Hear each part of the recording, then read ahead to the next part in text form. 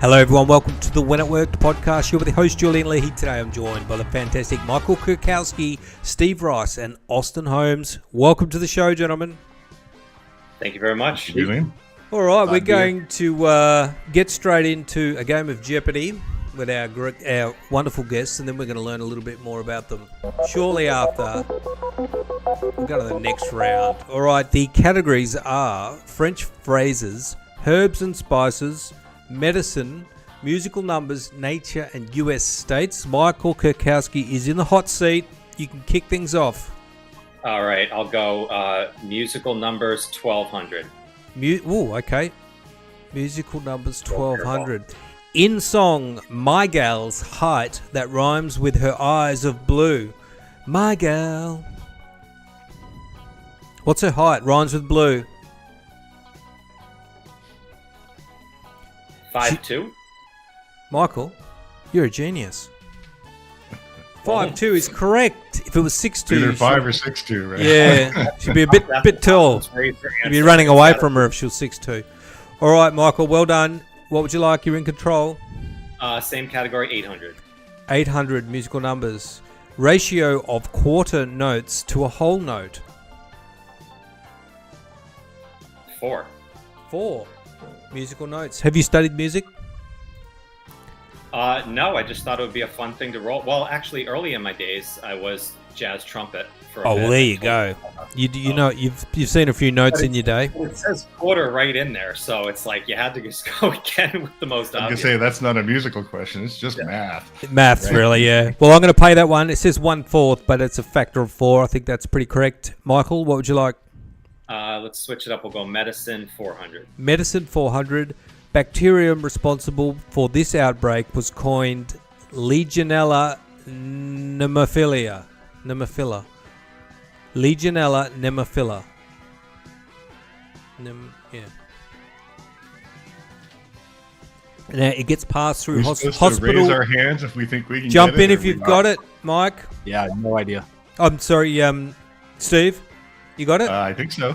Go for it. Nope. It's Legionnaire's disease. Legionnaire's disease. I was going to give a clue. It comes through hospital air conditioners systems. Well done. You're in control now, Steve. Well, let's say nature for 800. Nature for 800.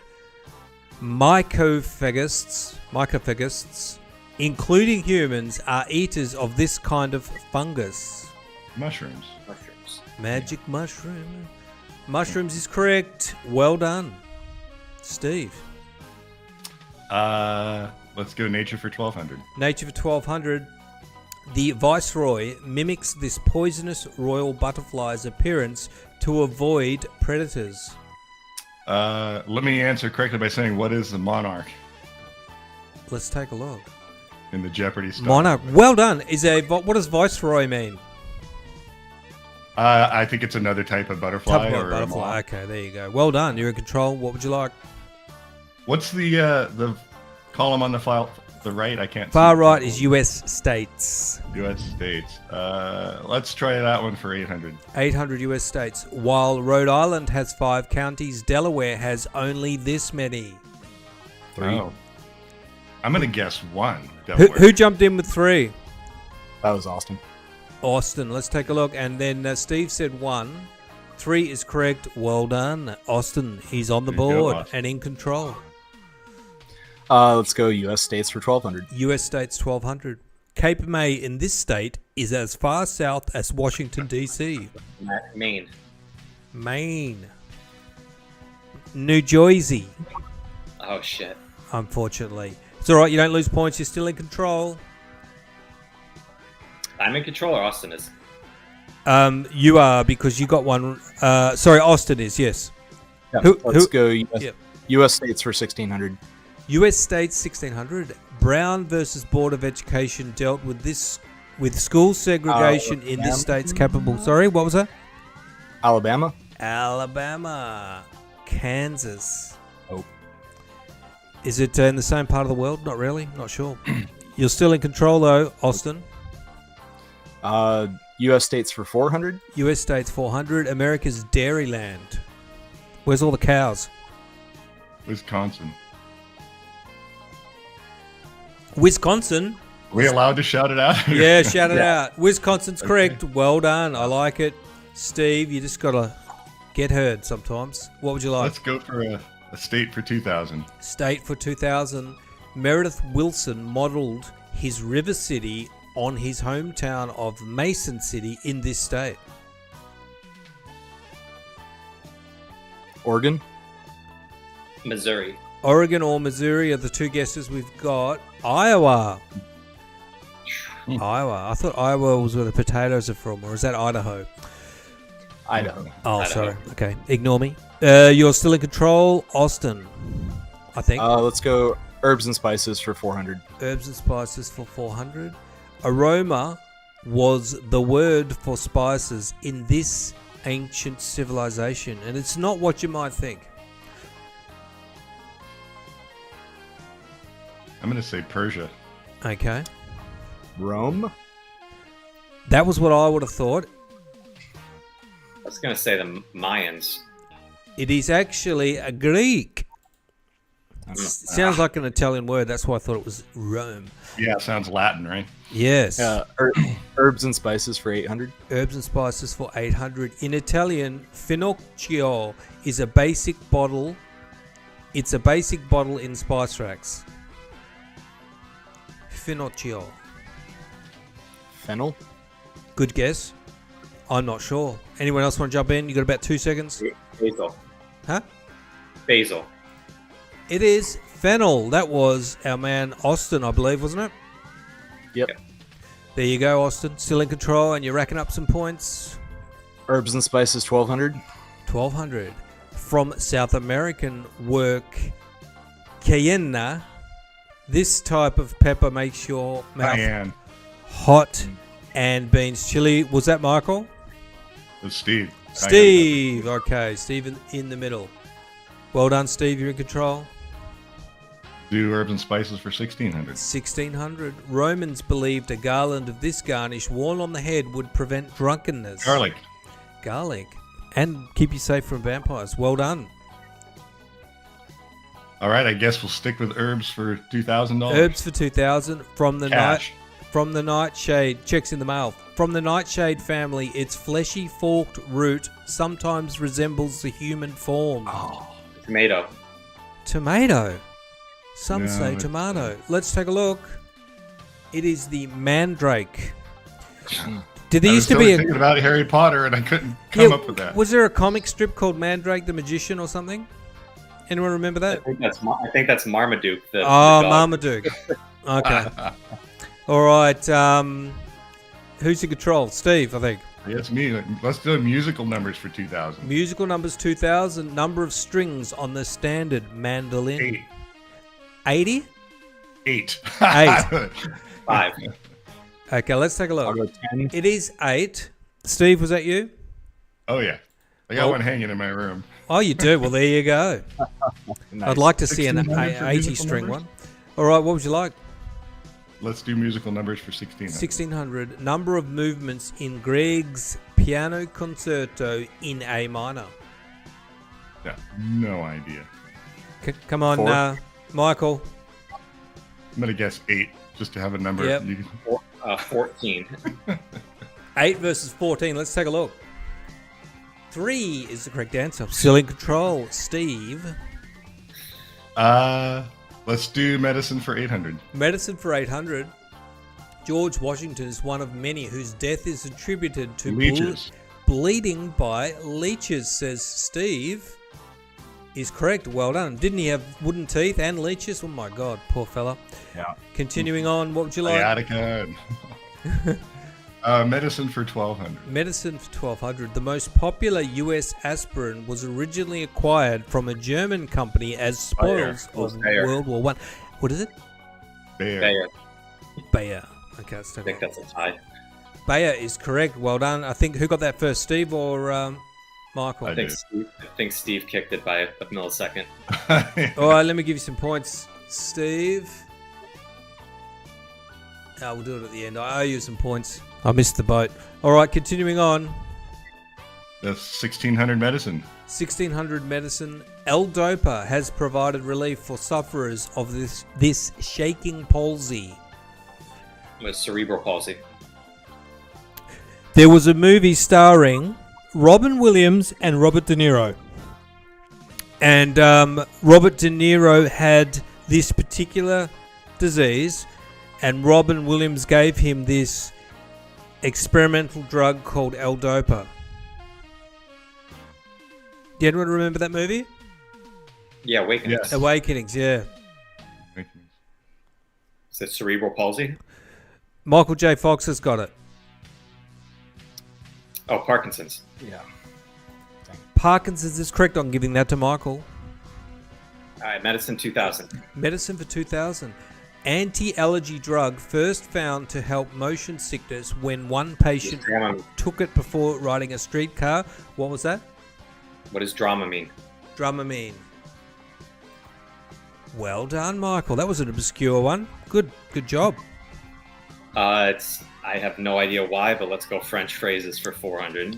Everyone's scared of this category. French phrases. It means comradeship. Comrade in France. My high school French has left me. Compagnon. Compagnon. Isn't that a mushroom? Let's take a look. It's camaraderie, of course. All right, still in control, Michael. French 800. French 800. Cooked in a covering of breadcrumbs or cheese or both. Cordon bleu. Cordon bleu. Or grelin. Or grelin. Yeah. Never heard of it. All right, Michael. All right, screw that one. Yeah. Musical numbers 400. 400. Number of players in a string septet. 7. That was Steve. I love Steve just pulls the trigger. That's correct. Well done, Steve. Let's go French for 1200. French for 1200. A railroad or a gambling game you could be railroaded in.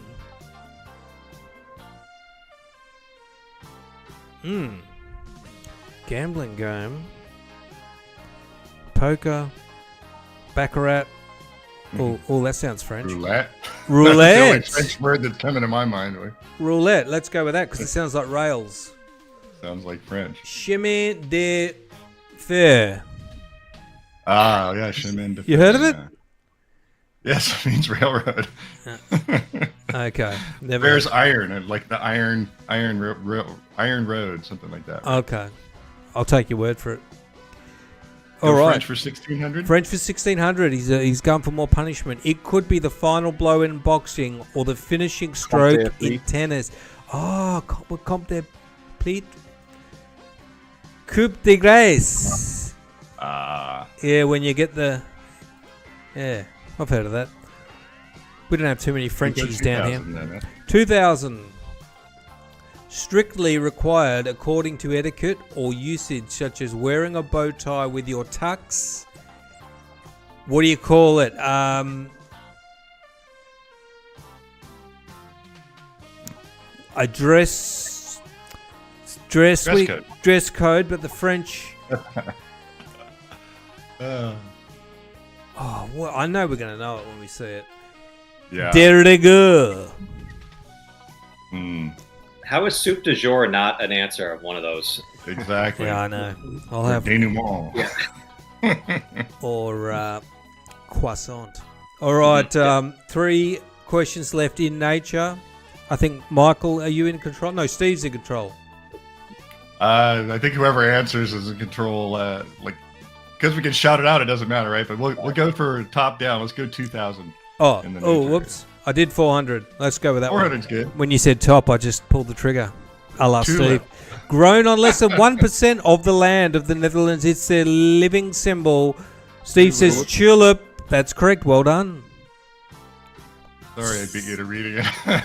Yeah, you even beat me. 1600. Let's do that one. The most common one found in the home is a mus musculus, which may be where Walt got the initials. Is that Walt Disney?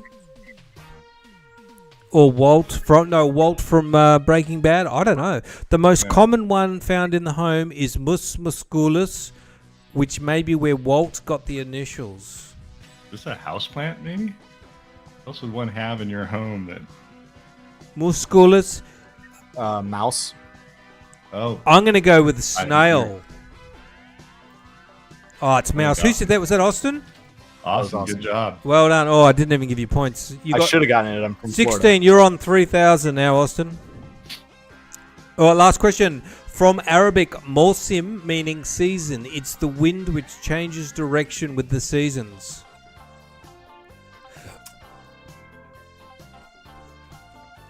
Arabic, mawsim. Monsoon? Monsoon. Good answer. Let's take a look. Monsoon's correct. Steve was just too strong. 11,200 plus about 1,000 more. Michael is on 5,600 and Austin's on 3,000. Well done. Let's have a round of applause for our guest. Who gets the car and who gets the dishwasher? Yeah, really. Yes, the prizes will be in the mail. Conditions apply. They won't be coming. All right, that's great. Thanks, guys. And over to you, Michael. Now, Michael, tell us a little bit about what you're up to. From personal training to managing coaches, is that primarily what you're involved in? Is helping people develop a business as a physical trainer? No, I've done that in the past. So Reader's Digest version of the story is started in personal training in 2008, was on the physical side of training, and then got into the world of hardstyle kettlebell training, which is really the modality of physical training that I coach nowadays. I've been doing that for 14 years. But in the last 3 years, when I opened up my own business, my focus is on helping people develop mastery in their physical and mental lives. And I went about this approach because I found it the best way for long-term success and avoid the yo-yo success and fail back and forth that people have in health and fitness, which is about 95% of people. So even with all the technology, all the advancements that we know and the information that we have, the number of people who still succeed long-term in health and fitness hasn't changed. It's still 5% of people. So my focus is on trying to bridge that gap. And I believe it's more of the connection of not just the physical side of activity, but also really the mental and the emotional side as well. So my focus is helping individuals connect those things together in the best way for their lives. What is the key to getting the consistency to the point where you become addicted to physical exercise? It's, if I had to break it down to one, I think we so often focus on the discovery of things, of what we can add into our life, a new plan, a new program, but don't take the time to actually define our own definition of success and how physical health will connect to other areas of our lives. Most of the people that I work with are very successful in one aspect of their life. Either they're great in their business, they're great in their family and their relationships. They have something that they do very well in. But when they fail or they struggle so much on the physical side, it's because they're not connecting that with how it affects other areas of their life. So if you only think of exercise or nutrition or physical health as something separate from other things in your life, then there's just too many things and too many variables in our life that try and throw us off track, that it's very easy the first thing that we throw onto the back burner because we're focusing on other things in our life. So when you finally connect that and you change the story in your own mind and break the barriers of what's held you back before, that's when you break through that pattern of maybe succeeding for 3 months or 6 months and build a system of success that you can do well past the first initial goal when you start it and keep doing it over and over again. Yeah, it's interesting, Michael. Most people focus on either health or vanity when they are promoting themselves as a trainer. And for a lot of people, those things aren't what it's all about. And I guess, the other areas of your life that benefit from exercise, I mean, that's why I exercise is mental, really, like mental health and clarity and just being more positive and just being able to get up and keep going, all that stuff. And how do you make this happen? I mean, how do you approach it if you're working with a client to make sure you're getting the longevity of results? So how I approach it is we created something called the highway of strength. So if you think about it in America here, if you have a 3-lane highway, right, you have different cars going at different speeds. Every lane has a reason why it's there. The left lane is when you're going fast and maybe you're passing traffic. The right lane is more of maybe carpool. Maybe it's the slower lane of traffic. And the middle lane is somewhere in the middle of it. Where I think we often think about health and fitness and programming is we think of it more like a train track. Like there's one way to do something. Like this is the program that I do, and I have to follow it exactly right. And if anything throws me off or I miss a day, it's like completely derailing off the track. Where I think of it is you need to really approach it more of like, what is your different lanes? Like maybe your fast lane is you want to exercise 5 days a week. Okay. Maybe the middle lane is more like 3 days a week, but the right lane is the non-negotiables. Like if everything goes to crap this week and everything is getting thrown, I'm still going to get 2 days a weekend. Okay. So what we're doing is we're having, best case scenario, better case scenario, and then the, just effective non-negotiable scenario.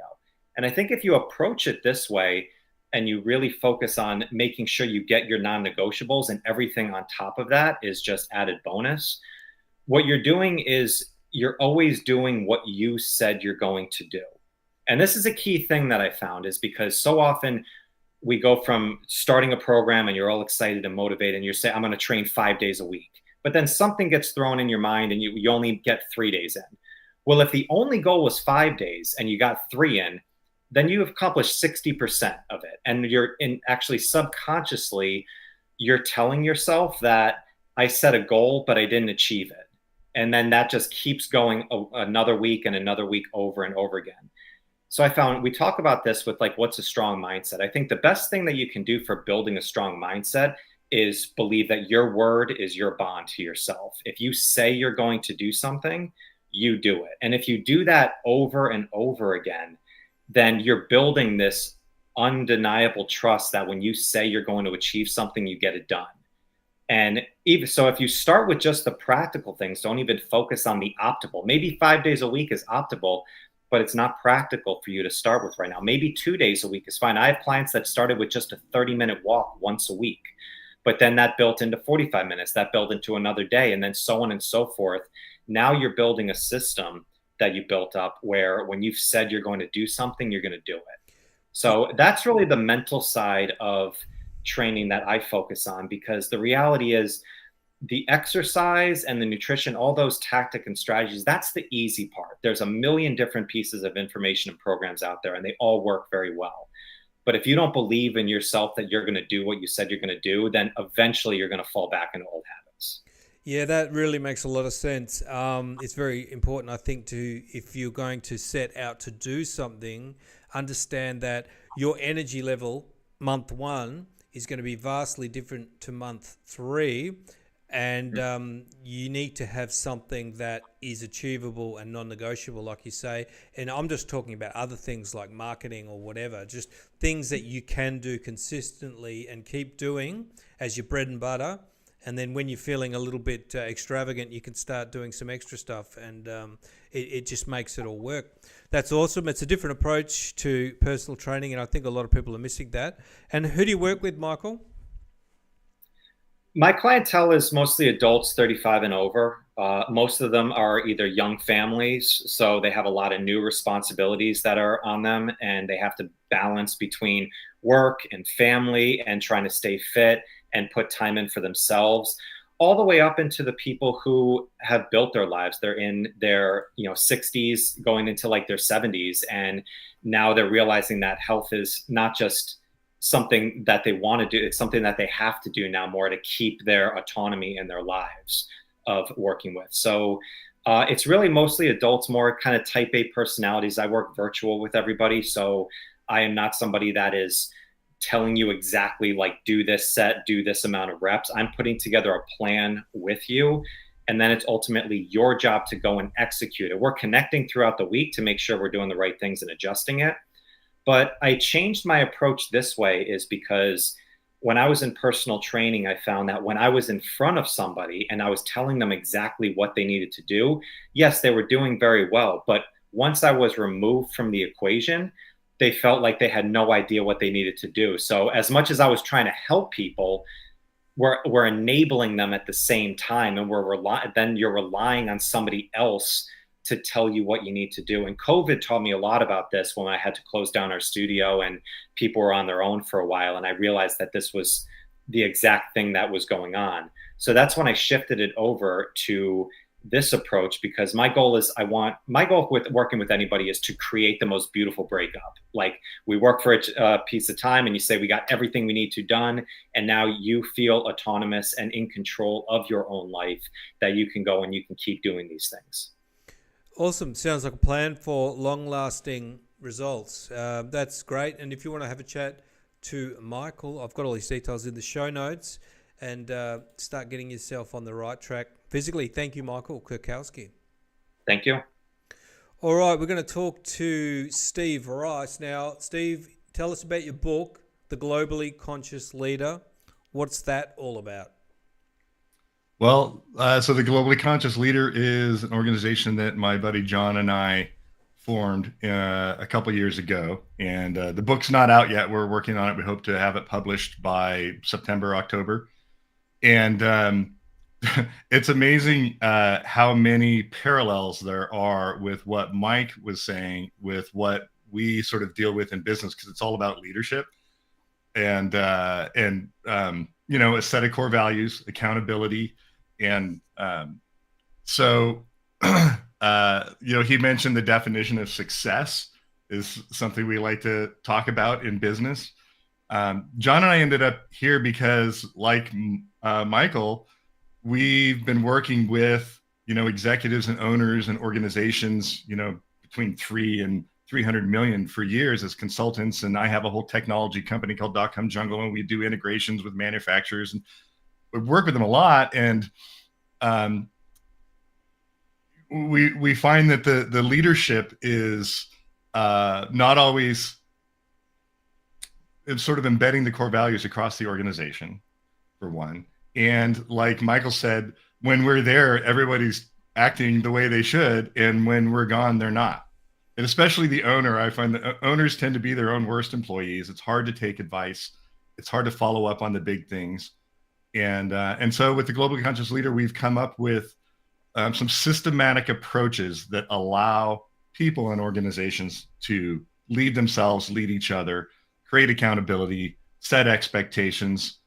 Just like the 3-lane highway, you've got things that are non-negotiable. You're not going to be selling heroin to children in the schoolyard, is a hyperbolic example.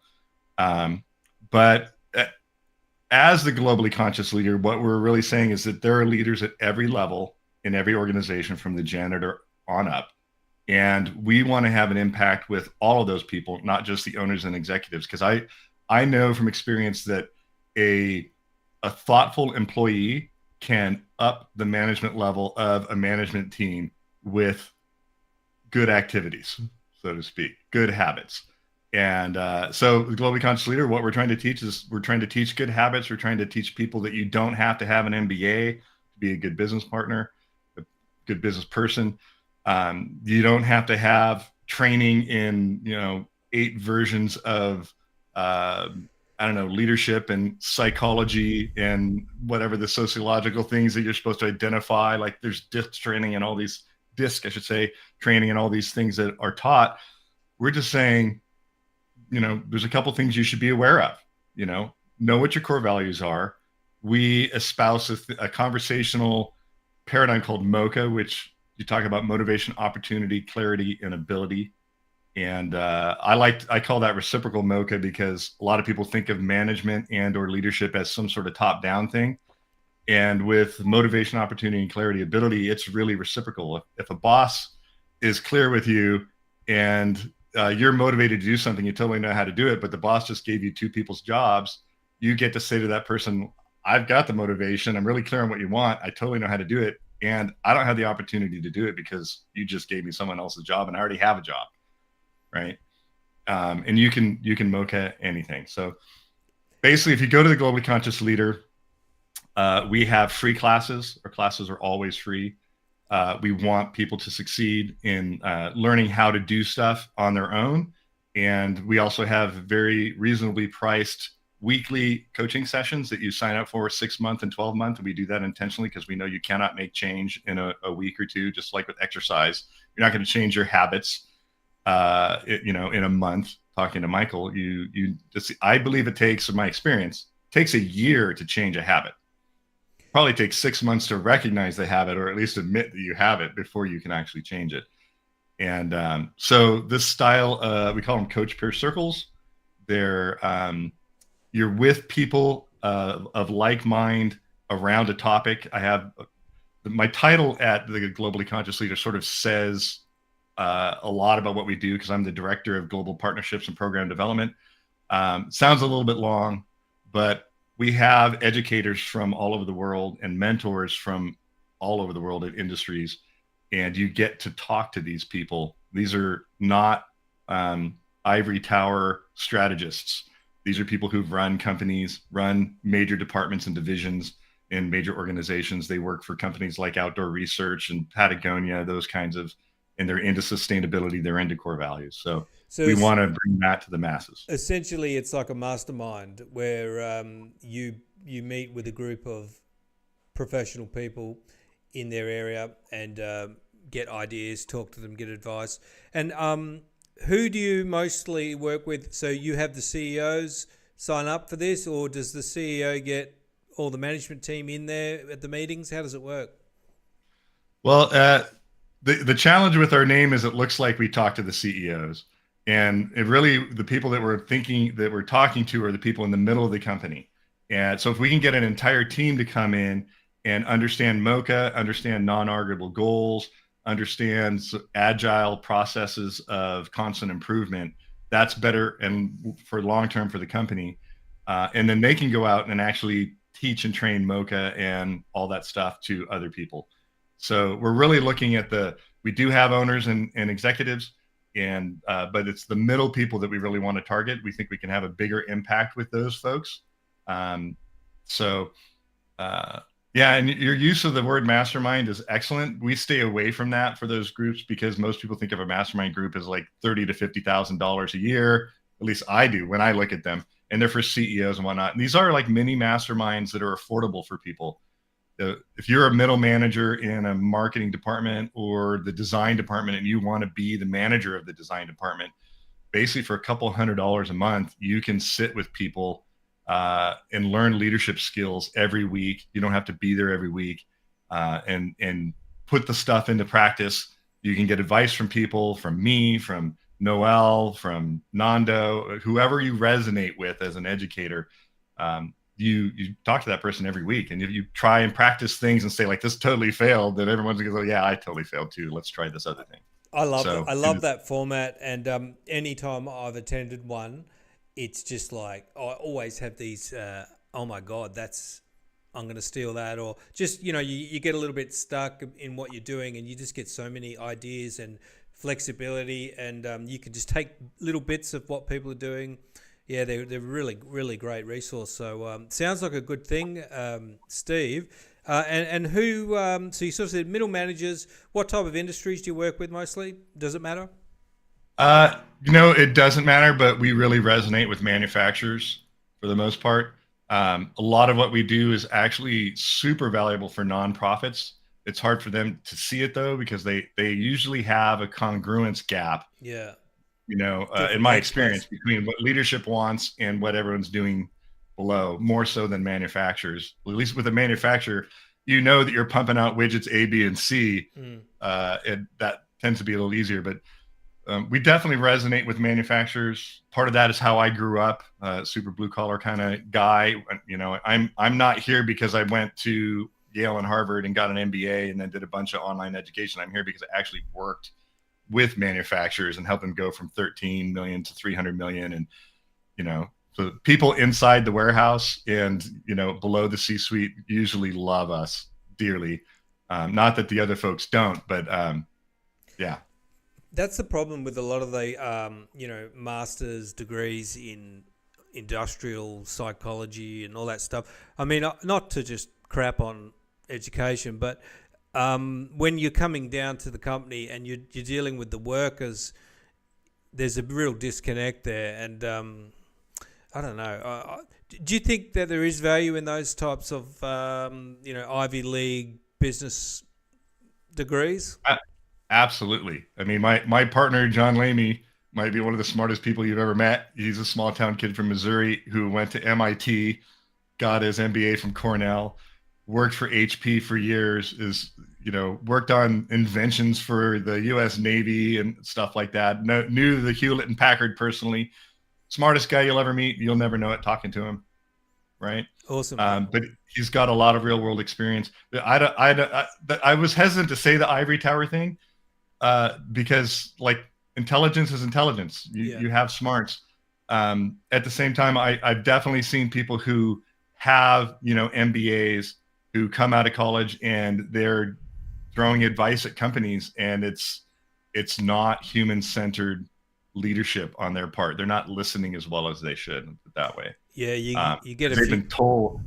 I can't see my hand. They've been told, by their ivory tower professor that this is how you do things, and then you're down on the real world on the factory floor. You're a moron. I'll give you a quick example. There's an organization locally. It actually used to be an old Kodak plant, and they got advice from a professional. Boy, this window's small. Air quotes. They spent $1.5 million on enterprise resource planning tool so that they could stop running out of chemicals to make the film that they were making, and it didn't work. They kept running out of chemicals, and the CEO finally took like 5 people who all had a stake in what was going on and said, "You're going to go into that room. I don't want to hear from you until you have a solution." And they came back with paint cans. And he said, "What do you mean?" He said, "We have a catwalk around the top of this warehouse. We all have offices there. And we know how many pallets we have. We know what our lead time is for each pallet. We're going to draw paint a line around the pallets. So when we see an empty paint line, we know we need to order a pallet of that product." Awesome. Common sense. That was a real world. Yeah. Like what? $700 of paint to fix a $1.5 million problem, and then $1.5 million wasted. Yeah. Awesome. Well, that's great, Steve. And if you want to have a chat to Steve and get into the group globally, what's the actual group meetings called? There's actually a number of them because there's different educators. Like we have a gentleman who does expeditionary mindset leadership. He actually leads students around the world, teaching them leadership principles while being basically out in the woods and on mountains in semi-dangerous situations. We've got another guy named Nando who is a neurolinguistic specialist and a psychotherapist who teaches leadership for executives, and it's very much a mindset thing like Michael does. And John is a very strategic thinker. He's very much into planning, so he has a strategic planning course. And then I do the globally conscious piece, which includes understanding MOCA, non-arguable goals, which are something we could spend 10 hours on, zero unmeasured externalities, which is a specific non-arguable goal that I think drives excellence in every organization, and I can show people how to do that. We also have Noelle Christensen, who has run several different, she's been CEO of a couple different organizations, and she teaches women in leadership, and she's got huge chops in supply chain and international business, and even like U.S. Military contracting and things like that. So depending on how you resonate with a person and what you want to learn, you might pick one of several different people. Awesome. Sounds like you got a lot of stuff going on there. And if you want to get in touch with Steve Rice, I've got his details in the show notes. Thank you, Steve Rice. Thanks. Let me add one thing. I'm going to give you guys a discount code of your last name, Leahy724, and you'll get 50% off any of the classes, which are already reasonably priced. Let's say through the end of September. Leahy724. All right, sounds good. 724. Awesome. And Austin Holmes, tell us about Signal Raptor and public relations, and how you're doing it a little bit differently. Absolutely. I have to start by saying I can definitely relate to Michael's Avatar, we got a couple young kids, and running an organization is lots of fun. And then, of course, Steve, with just trying to raise up leaders in the organization, and that's currently a learning curve for me. When it comes to PR and Signal Raptor, we got our start with a agency, Publicity for Good, and a common thing that we heard on sales calls was the accessibility factor of not being able to afford PR. So many brands out there not being able to meet that price point of an agency, because with the agency, you're paying for the experience, you're paying for the time, and you're paying for the relationships. So a lot like a relationship with a lawyer, you want the one that knows the judge. And so having those relationships is definitely costly. And so we, using the technology that's come out in the past couple of years, are putting together a program that's a lot more accessible and about 10% of the cost of what you would pay for an agency, and aiming for the same results and even better. We've tried to add as much value, whether you're maintaining your PR presence or really breaking in for the first time and trying to get your messaging out there as a brand. We want to help you. We come from that purpose-driven background with Publicity for Good, and the purpose behind this is to get more voices out into the world.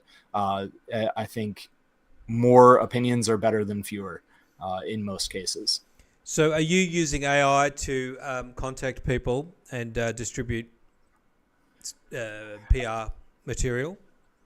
So that's part of the challenge with scaling, is getting those systems down. We've started building that side of it, but we are running everything start from the non-duplicatable, right?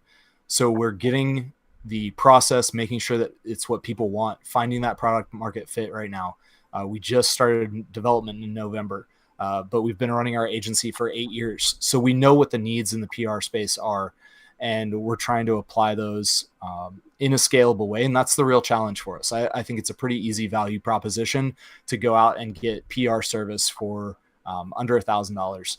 And that's the easy side. Scaling up the delivery and actually creating those connections with media members to our customers, that's the challenge. And I'm excited to solve those problems as we move forward. What do you think people need to do before they use PR? Who is it most suitable for? Do you need to have something like a book to sell, or what's the best kind of recipe for success, you reckon? Yeah, I'll start with having something that you're actually promoting. You need a product, even if it's a nonprofit organization, which we've worked with. They have a mission in mind. And really where you start, whether you're a brand or an individual or a nonprofit, you have to start with the messaging. If you don't have your messaging down, people aren't going to listen. Having that story, everybody's developed their story just through the course of their life. And both these guys on here definitely have awesome backstories. And so framing that in a way where it can connect with people, building out your messaging and building out the resources that you're going to need to contact the media. Those are starting points. As far as who PR is for, it's anybody that has a story to tell and has a message that they want to get out there to the world. And go ahead.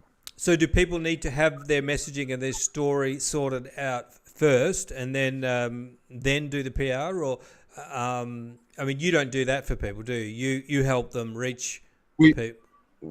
We absolutely have, especially on the agency side. We go a lot deeper. We're developing resources on how you can work through your messaging. A really good starting point, at least from the business perspective, that we always recommend is StoryBrand. It's a great organization to work on your messaging. And that's a proven system for developing kind of the roadmap of how you're going to speak to your ideal avatar, whoever that may be. Yeah, it's powerful stuff. The messaging and StoryBrand. Yeah, I don't know much about that, but you know, people think, "What's my story?" You know, everyone's got a story, and it's just about putting the blocks in the right order and making it so that it connects with people and making it clear what the problem is that you're solving for the people that you want to get in front of. And there's a real process involved in it. And PR is another very interesting one. What types of businesses seem to get the best response from PR activities? So there is industry press for literally every industry. But the people we see have the most success are just like Steve and Michael talked about, is consistency and continuing that effort over time. That is the best way to have success and predictable. Yeah, every now and then we have this client who has an amazing start and they have a national hit in the first couple of months, but that's rare. Consistency is a huge part of working with the media, because even for us as a professional agency, our response rate is in between 1% and 3%, depending on the client, depending on the time of year, what we're focusing the story around, and the media member themselves. And so even us on that professional level, having that low of a kind of success of media opportunities, you have to be prepared for the long haul in order to get your message out there in the way that you want to. Yeah, you got to have the at-bats, don't you? You can't expect to hit a grand slam on one innings. And also you're building the history by doing it continually, and you're also honing your message, I guess, and getting even better with it if you do it long term. How long do people do it? Is it something that you've just got to do like exercise? You just got to schedule it in? So that's one of the reasons we created Signal Raptor, and it is there as a maintenance tool just as much for larger brands who might have a super big push if they're launching a product, or if they're launching a course, or if they're taking a trip across the world on this amazing expedition that sounds awesome. I want to check that out. And those big pushes make sense. But sometimes that takes extra resources. And so having a way to maintain that presence, to keep relevancy in the marketplace, that's a powerful thing. And that's a part of it. Awesome. Yeah, no, it sounds good to me. Well, that's very interesting. And if you want to have a chat to Austin, Project Raptor, I've got the link in the description. And check out what he's doing with PR. And what's the agency side of the business? Publicity for Good. It's the company at the bottom of the page as well, so you can check us out there, and it's linked. Wonderful. Well, let's have a round of applause for our guests. That was a very informative episode, and I'm going to wrap things up. Thanks for listening and watching.